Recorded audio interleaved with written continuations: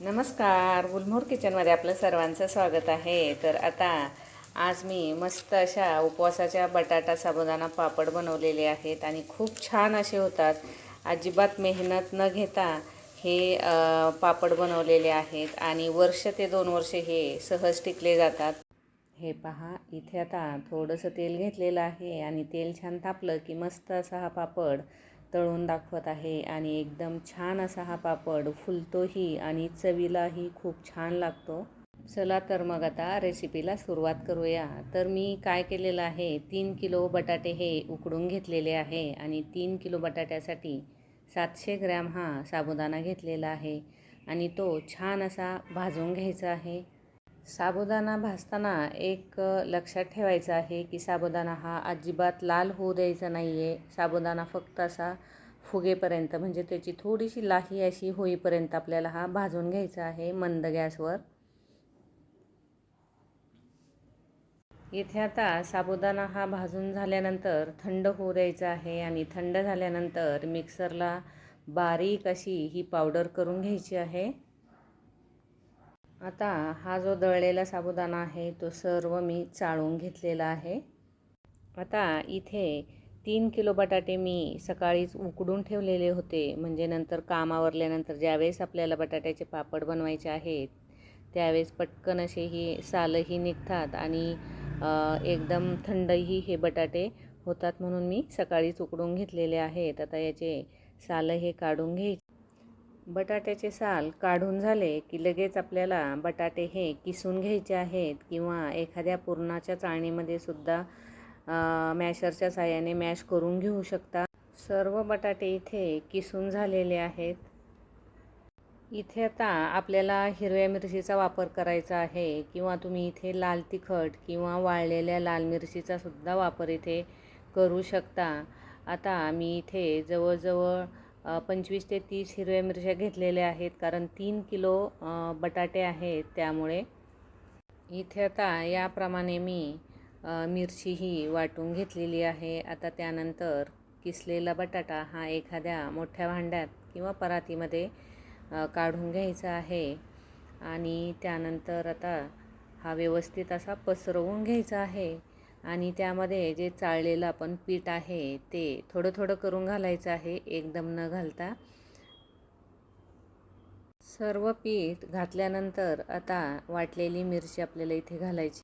मिरची घातल्यानंतर आता चवीनुसार इथे मिठाचा वापर करायचा आहे आणि व्यवस्थित असं हे सर्व आता मळून घ्यायचं आहे. इथे तुम्ही लाल मिरचीचा सुद्धा वापर करू शकता, पण लाल मिरची टाकली की मग पापड हे रंगाला असे लालसर होतात, त्याच्यामुळे मी इथे हिरव्या मिरचीचा वापर केलेला आहे.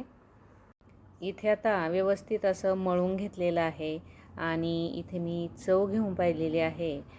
मीठ थोडंसं कमी वाटत आहे म्हणून मी यामध्ये थोडंसं मीठ घातलेलं आहे आणि पीठ हे खूप घट्ट असं झालेलं आहे, कारण काय होतं, बटाटा हा मऊ असतो पण साबुदाणा आपण ज्यावेळेस पीठ करून घालतो त्यामुळे पीठ हे आटरलं जातं, घट्ट होतं, त्यामुळे मग काय होतं, पापड हे आपले खूप असे कडक लागतात खायला किंवा फुगत नाहीत.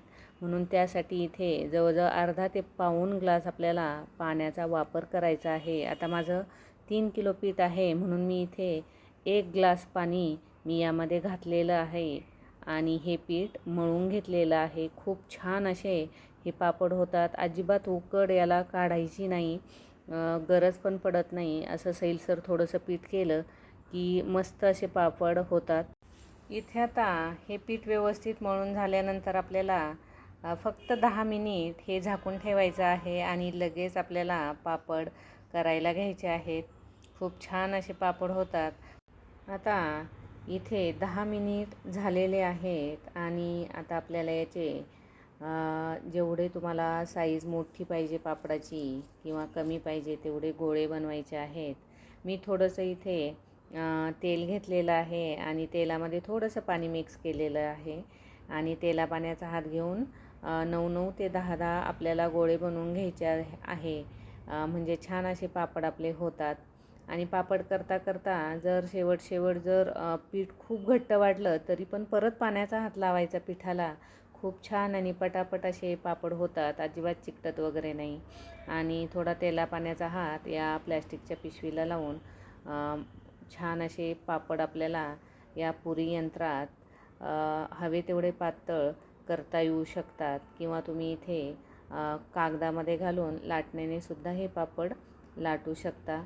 हे पहा, या पद्धतीने हा पापड आपल्याला तयार करून घ्यायचा आहे. आणि एका प्लॅस्टिकच्या पिशवीवर सर्व पापड हे वाळत घालायचे आहे किंवा साडीवर घातले तरी पण चालू शकतं.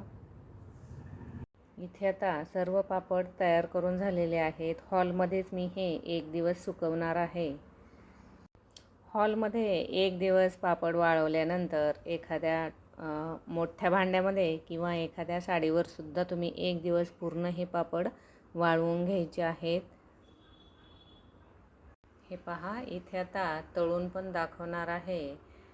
मस्त असा फुललाही गेलेला आहे आणि छानही दिसत आहे. हा व्हिडिओ तुम्हाला जर आवडला असेल तर लाईक आणि सबस्क्राईब करायला मात्र विसरू नका.